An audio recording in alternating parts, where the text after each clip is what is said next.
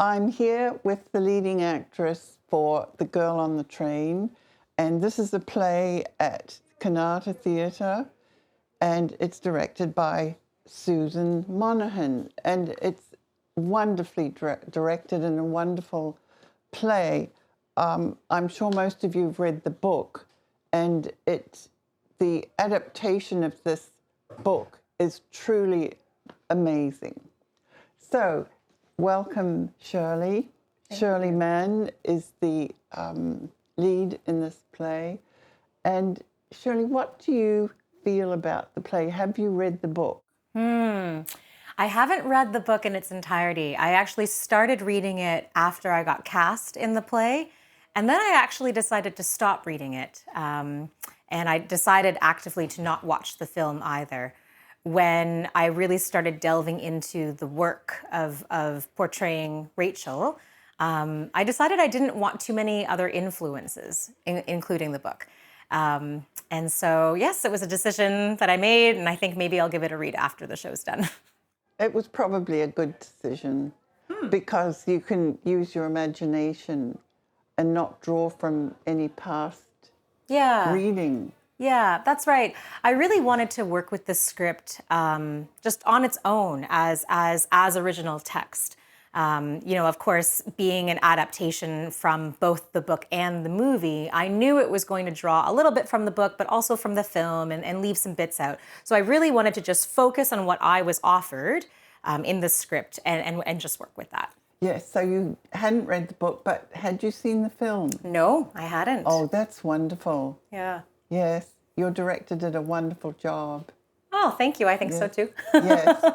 So there's a lot of energy expended in this play. Yes. Mm-hmm. And how did you get into the character of being an alcoholic? Portraying drunkenness on stage is one of the trickier things to do as an actor and a performer. Not to say that I've mastered it by any means, but I did put in a lot of time doing research. There's a lot of resources out there for actors on how to portray drunkenness.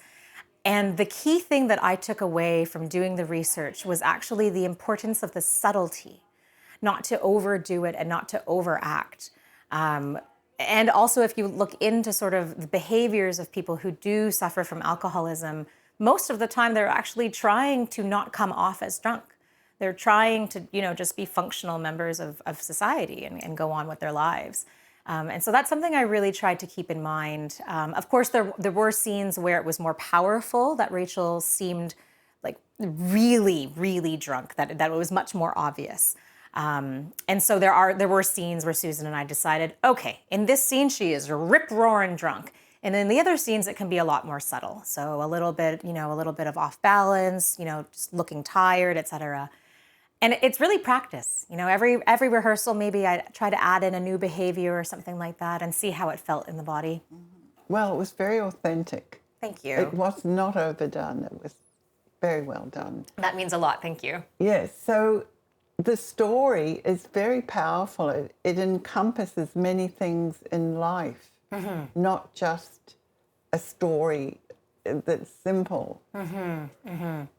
And how do you feel at the end of the play? Are you exhausted from the emotions? That's an interesting question. I feel a combination of that tiredness that you're referring to, but there's such a clear resolution for Rachel that I leave the show feeling a bit on a high.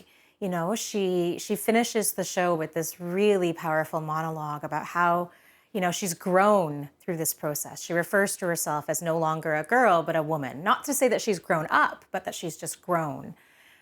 She has found a way to take control of her life.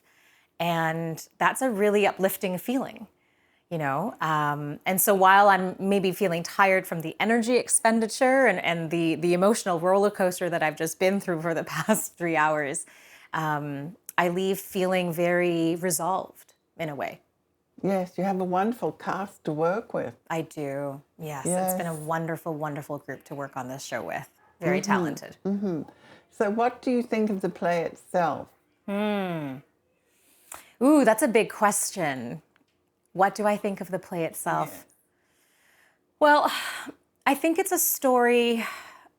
I think it's a story of not only of retribution, but of resolution, maybe would be my word. There are a lot of unsolved pains and traumas in Rachel's life. Infertility being one sort of unsolved trauma. There is not a lot to help people understand why they're infertile, for example. And as a woman who has been through that experience, that is something that can follow you around and feel just like it. There's no conclusion to it really, and no closure. And so you see Rachel go through these experiences that just feel like open wounds. You know, her marriage, the end of her marriage feels like an open wound that she still carries around. Her infertility, she still wears that. Her heart is gaping from it. The alcoholism, it's still torn her life open. And at the end of it, it's almost as if she's come to a place where in small ways, she's resolved these issues for herself. A certain peace. Yes, that's a wonderful way of saying it. Mm-hmm. Mm-hmm. So I'd like to thank you very much for spending time after the opening night. Thank you. It went very well. So I'm sure you'll have full houses every night.